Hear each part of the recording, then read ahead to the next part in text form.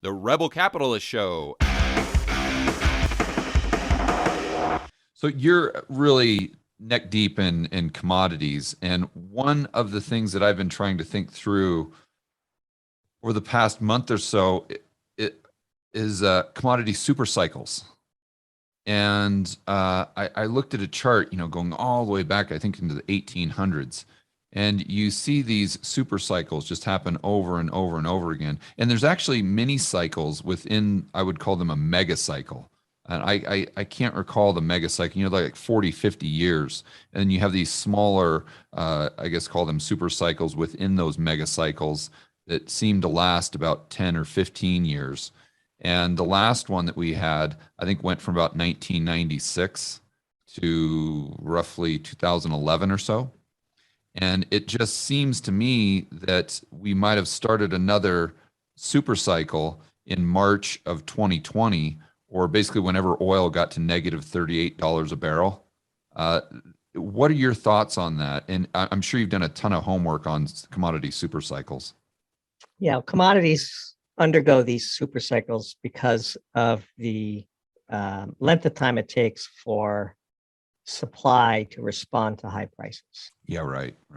And that's not the type of technology that is susceptible to, Moore's law, for example, the famous doubling time exponential growth of computer chips. And so the greater the disparity between supply and demand, the greater the sort of snapback in prices. But the concept of a commodity super cycle is a bit challenging because sometimes when you have true crises and prices really skyrocket, you see destruction of demand and economic collapse. And so when you look at the last time that the price of oil was over $150 a barrel, what happened is very quickly we had the global financial crisis. Now, we catch a lot of heat on Twitter for connecting those two, correlation is not causation. If energy is life and the cost of energy triples, you have a lot less life. It's just the way it goes. Or GDP, right? Yeah, exactly. Well, GDP, standard of living, however you want to measure it. There's a whole cascading series of economic activities that just cannot occur at $200 oil or $300 oil. So there is a price at which energy super cycles, commodity super cycles, and they're highly interrelated, of course, because you need energy to produce commodities. Commodities are nothing more than stored potential energy. There comes a point where if the velocity of the disparity between supply and demand is so high, it tends to fix itself. And the fix to that is demand destruction and economic depression. And nobody wants that. So, there are ways to, and again, there are two sides to the commodity super cycle, which is demand shock and supply shock. And right now we're kind of pushing both. We're coming out of the lockdowns, the sort of pent up economic, the human spirit that has been locked down for 2 years wants to live again, wants to go back to the old ways, and wants to travel and wants to see the world and wants to produce and wants to work.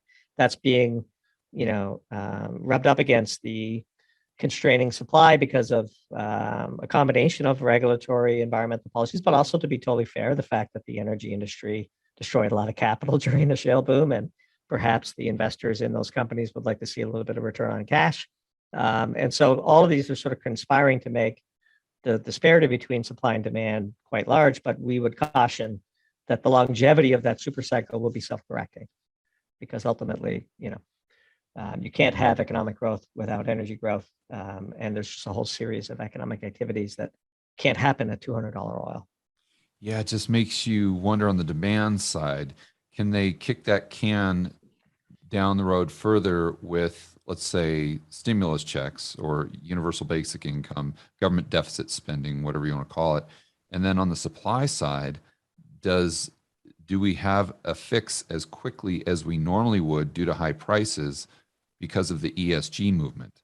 It's almost like you've got this, what do they call it, an immovable force and an unstoppable or unstoppable force and an immovable object type of thing. Yeah. It's like you've got that ESG pushing on, and then you've got prices of commodities pushing on the other side. And it's like, how high do the prices have to go in order for them to overwhelm kind of the ESG movement, to where the people just kind of, and the politicians and that constituency kind of waves the white flag.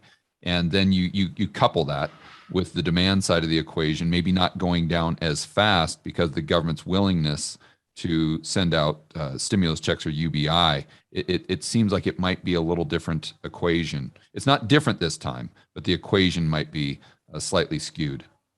Yeah, again, anytime you sort of perturb a nonlinear system, it's very, very difficult to understand how the full sort of game theory consequences of these things will play out. And it kind of feels like we've started these experiments, and we just kind of have to react to the events as they unfold. It's many things we've seen this year would have been very difficult to predict a priori. They're kind of easier to retroactively explain, but we're going to see a lot more of that going forward, unfortunately, we think.